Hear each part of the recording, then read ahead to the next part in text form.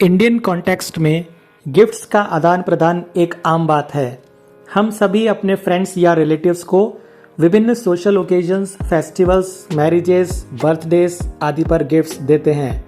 Income tax law के point of view से ये जानना ज़रूरी है कि क्या गिफ्ट्स जो कि कैश या काइंड में हो सकती है कि कोई मॉनेटरी लिमिट सेट की गई है जिससे रिसिपिएंट ऑफ गिफ्ट्स पर कोई टैक्स इम्प्लीकेशन ना आए, और यदि हाँ तो क्या ये मॉनेटरी लिमिट सभी रेसिपिएंट्स के लिए सिमिलरली एप्लीकेबल होगी या इसमें कोई अलग क्लासिफिकेशन भी दिया गया है। क्या कहता है इनकम टैक्स कानून गिफ्ट्स की टैक्सेबिलिटी के बारे में? आइए इन सभी सवालों के जवाब जानते हैं मेरे साथ इस वीडियो में। इनकम टैक्स लॉ में मॉनेटरी लिमिट्स ऑफ गिफ्ट्स की अगर बात करें तो नॉन रिलेटिव्स के केस में ये लिमिट 50,000 तक निश्चित की गई है। यानी किसी भी ऐसे पर्सन को जो इनकम टैक्स लॉ के अनुसार आपका रिलेटिव नहीं है को आप मैक्सिमम 50,000 तक की गिफ्ट दे या ले सकते हैं। इससे ज़्यादा अमाउंट की गिफ्ट यदि एक्सेप्ट की जाती है तो उस गिफ्ट की टोटल वैल्यू को रेसिपिएंट की टैक्सेबल इनकम में ऐड कर दिया जाएगा, क्योंकि ऐसी सूरत में वह एक टैक्सेबल गिफ्ट होगी।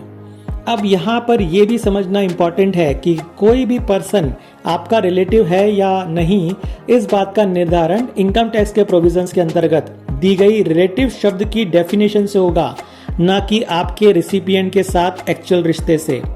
तो इस संबंध में रिलेटिव टर्म की डेफिनेशन को समझना इम्पॉर्टेंट हो जाता है, जिससे हम ये पता लगा सकें कि किन पर्सन से हम गिफ्ट ले सकते हैं और किन पर्सन को गिफ्ट दे सकते हैं।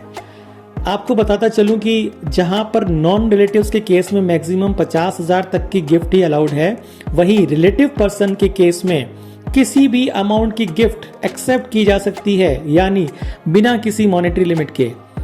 ये भी जान ले कि इनकम टैक्स प्रोविजंस के अनुसार यदि आपके किसी नॉन रिलेटिव से आपको on the occasion of marriage कोई गिफ्ट मिलती है तो उस गिफ्ट को टैक्सेबल गिफ्ट नहीं माना जाएगा। यानी उस ओकेजन पर दिए जाने वाले गिफ्ट्स पर 50,000 की लिमिट एक्सीड हो जाने पर भी कोई टैक्स इम्प्लीकेशन नहीं है। फॉर एग्जाम्पल, रमेश ने अपने फ्रेंड सुरेश की मैरिज पर 60,000 का एक गोल्ड ब्रेसलेट गिफ्ट किया।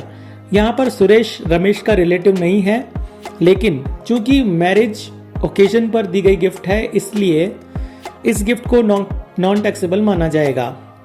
लेकिन ध्यान रहे कि ये एग्जेम्पशन सिर्फ और सिर्फ मैरिज ओकेजन पर ही अवेलेबल है, ना कि मैरिज एनिवर्सरी या सगाई जैसे ओकेजन्स पर। अब देखते हैं कि इनकम टैक्स लॉ में रिलेटिव टर्म को किस प्रकार डिफाइन किया गया है और बेसिकली कौन कौन से रिश्ते इसमें कवर होते हैं। इन डेफिनेशन को हम सरल तरीके से समझते हैं और देखते हैं कि किन किन रिलेशंस को यहाँ पर कवर किया गया है। सबसे पहले इंडिविजुअल असेसी की बात करते हैं। एक इंडिविजुअल असेसी के लिए निम्न संबंध रिलेशंस की परिधि में आएंगे। पहला, स्पाउस ऑफ द इंडिविजुअल यानी पति या पत्नी। Second, brother and sister of the individual यानी आपके भाई और बहन। नंबर 3, स्पाउस की ब्रदर या सिस्टर यानी पति या पत्नी के भाई या बहन, जिसका मतलब हुआ देवर, जेठ, साली, ननद या साला। नंबर 4, इसी तरह इंडिविजुअल असेसी के भाई बहन के स्पाउस से भी गिफ्ट ली जा सकती है, जैसे भाभी या जीजा आदि। और इसी तरह स्पाउस के भाई बहन के स्पाउस से भी गिफ्ट ली जा सकती है, जैसे साड़ू, नंदोई, साले की वाइफ, देवरानी, जेठानी आदि। नंबर 5, माता पिता में से किसी भी पेरेंट का भाई या बहन, जैसे मौसी, मामा, बुआ, चाचा, और उनके स्पाउस जैसे मामी, चाची, फूफा आदि। नंबर 6, इंडिविजुअल असेसी के पेरेंट्स और स्पाउस के पेरेंट्स। नंबर 7, इंडिविजुअल असेसी के बेटा या बेटी।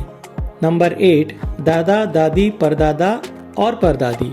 नंबर 9, पोता, पोती, परपोता और परपोती। नंबर 10, दामाद यानी सन इन लॉ, बहू यानी डॉटर इन लॉ।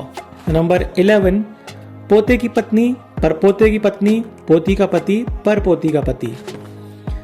इसके अलावा एचयूएफ स्टेटस वाले असेसी के लिए उसके मेंबर्स एचयूएफ के लिए रिलेटिव माने जाते हैं, इसलिए एक एचयूएफ अपने मेंबर से गिफ्ट ले सकती है। लेकिन मेंबर्स अपने एचयूएफ से गिफ्ट ले सकते हैं या नहीं, इस पर संशय बना हुआ है, क्योंकि लॉ में क्लियरली प्रेस्क्राइब नहीं है।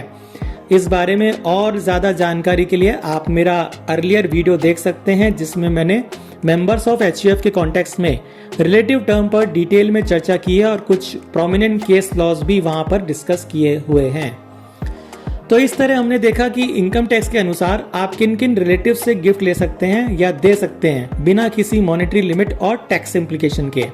हालांकि इस बारे में एक इंटरेस्टिंग फैक्ट ये भी है कि जहां बुआ, मामा, मामी, चाचा, चाची आदि रिलेटेड पर्सन में इंक्लूडेड हैं, वहीं पर यदि इन्हें कोई गिफ्ट दिया जाता है तो वो रिलेटेड पर्सन में इंक्लूड नहीं है। यानी कहने का मतलब ये हुआ कि अगर आप अपने चाचा, ताऊ, मामा, बुआ आदि से गिफ्ट लेते हैं तो वो तो एग्जेम्प्टेड है, लेकिन आप यदि इन रिश्तेदारों को गिफ्ट देते हैं तो वह रिलेटेड पर्सन में इंक्लूडेड नहीं होने के कारण आप उन्हें मैक्सिमम 50,000 तक की ही गिफ्ट दे सकते हैं। यानी वाइस वर्सा यहाँ पर अलाउड नहीं है। चाचा से आप गिफ्ट ले सकते हैं, मगर चाचा को अगर आप गिफ्ट देते हैं तो चाचा के हैंड्स में 50,000 तक का ही एग्जेम्पशन अलाउ होगा।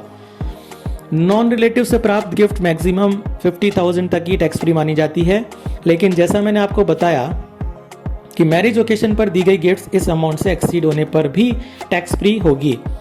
यानी नॉन रिलेटिव से शादी के अवसर पर प्राप्त गिफ्ट 50,000 से ज्यादा होने पर भी एग्जेम्प्टेड रहेगी।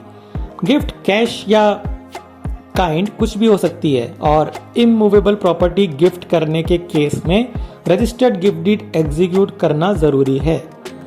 यहाँ पर यह भी बता दूं कि पति और पत्नी आपस में एक दूसरे को गिफ्ट दे सकते हैं, लेकिन सेक्शन 64 के तहत क्लबिंग ऑफ इनकम के प्रोविजंस को भी ध्यान में रखा जाना चाहिए। इसके संबंध में अधिक जानकारी के लिए आप मेरा अर्लियर वीडियो, जिसमें मैंने पति और पत्नी की इनकम क्लब करने संबंधी प्रोविजंस को डिटेल में डिस्कस किया है, रेफर कर सकते हैं। तो ये थी इनकम टैक्स में गिफ्ट से जुड़ी एक महत्वपूर्ण जानकारी। वीडियो को लाइक शेयर करना ना भूलें और टैक्सेशन से जुड़ी ऐसी ही regular updates, knowledge, case analysis आदि के लिए जुड़े रहिए और चैनल को सब्सक्राइब करके बेल आइकन प्रेस करना ना भूलें। धन्यवाद।